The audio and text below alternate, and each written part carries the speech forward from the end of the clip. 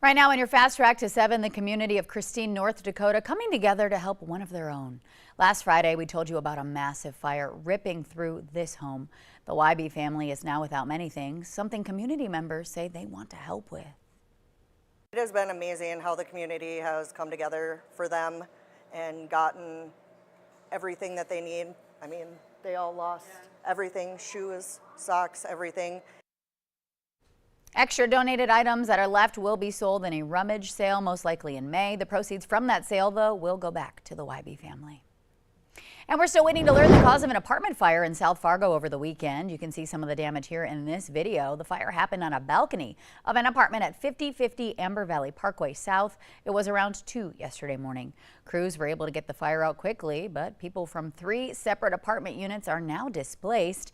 Again, we don't know the cause of the fire yet, but the cost of damages has now been estimated at $200,000. Happening today, a woman charged for her role in a deadly West Fargo crash is due in court. Takoya Saldana is charged with manslaughter and negligent homicide in the crash last April on Main Avenue and 17th Street East. The North Dakota Highway Patrol alleges that Saldana was drinking and driving. Today's court appearance is for a change of plea, where she is expected to plead guilty. Troopers say Saldana crashed into 31-year-old Thomas Fredette at a high rate of speed. He later died at the hospital. Saldana and her passenger were not hurt. Well, the countdown to the eclipse is on. We're sending things right on over to Summer Schnellbach this morning for a look at our Fast Track forecast. Hey there, Summer. Good morning. Hello, good morning. I hope everyone had a great weekend, and I know a lot of us enjoyed the rain yesterday. A nice soaking rain to kind of quiet things down, tamper down the dust and the topsoil, and reduce that wildfire risk. And we'll continue to see some scattered light showers throughout the day today. Warmer, more spring-like temperatures are right around the corner, and in fact, we've got more chances for rain in the extended forecast as well. Temperatures right now generally in the 30s to low 40s, 43 in Baudette, 37 in Roseau, 36 in Grand Forks and Devil's Lake as well. Southern Valley temperatures also mid-upper 30s to low 40s. Right at 40 in Fargo, 37 Detroit Lakes, Wadena, 36 in Oaks. Satellite and radar shows the current showers, even a little bit of snow mixing in parts of southeastern North Dakota.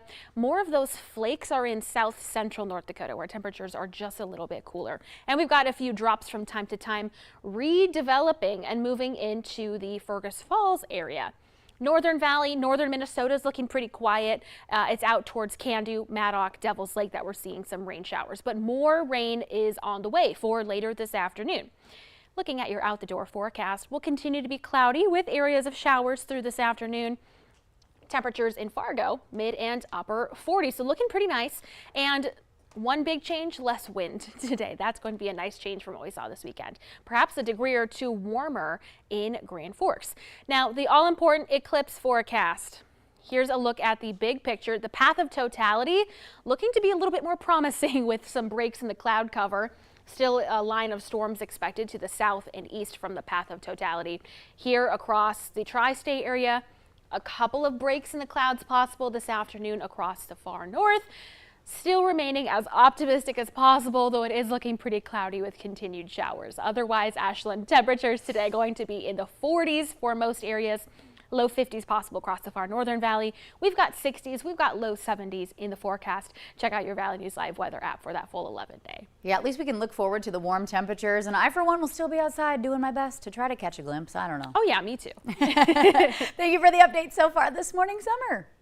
Well, new for you this morning, property owners who believe their assessment valuation is inaccurate may present your case tomorrow morning in the City Commission chambers in City Hall. If anyone wishes to appear before the City Board of Equalization, it's recommended that you notify the Fargo Assessor's Office. The number on your screen, 701-241-1340, or online at the website on your screen, fargond.gov/assessor, before the meeting tomorrow. After tomorrow, property owners will be unable to seek an appeal of the 2024 valuation through the City of Fargo. However, you can file an appeal with the Cass County Board of Equalization. That meets in June. Well, grab your paintbrushes, but leave your smock at home, because this artist's motto is the messier the better. We're talking about Scribble Lady. She says her mission aims to make art feel less intimidating and has been helping people explore new techniques since 2022. The Valley Today's Tatum Miller is live at Scribble Lady this morning, learning how they foster creation through embracing imperfection. Good morning. Good morning, Ashlyn. I'm here live with Hannah Stelter, a local artist based here in Fargo. And Hannah, you have your own shop, you have your own studio. How do you start your mornings? I know you have a little bit of a ritual. Yes, so I do a journal practice every day. I call it my emotional portrait journaling. So basically, this is one of my sketchbooks, and every day I sit down and I draw a portrait that represents how I'm feeling. I love it. Do you want to kind of take me through your entire process here? Yeah, so I'll do a little demo on here for you. I've kind of drawn the base already. But basically, I ask myself a series of questions, starting with how does my head feel? My head feels pretty calm, so I'm just going to go and add like a nice calm little spiral on there like that.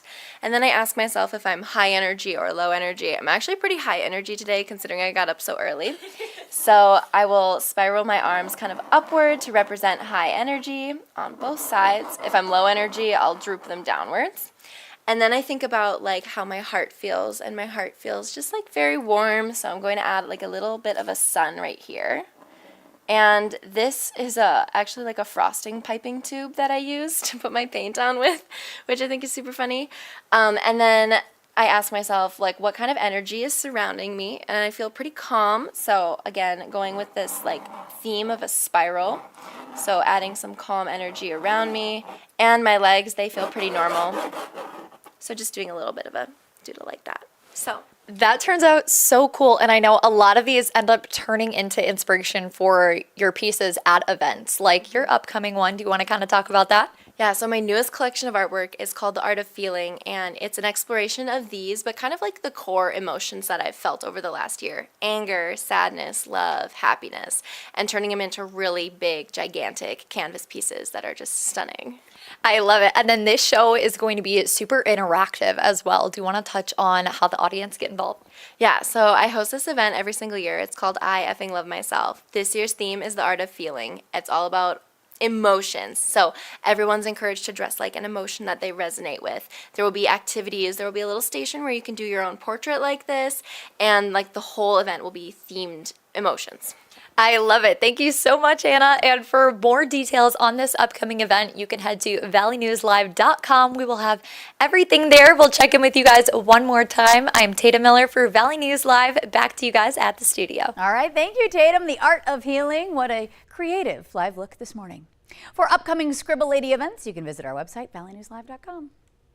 Big news, everybody. The South Carolina Gamecocks defeating the Iowa Hawkeyes 87-75 yesterday to win the women's national championship title. South Carolina went undefeated this season, making it just the 10th team in the history of Division I women's basketball to finish with a perfect season.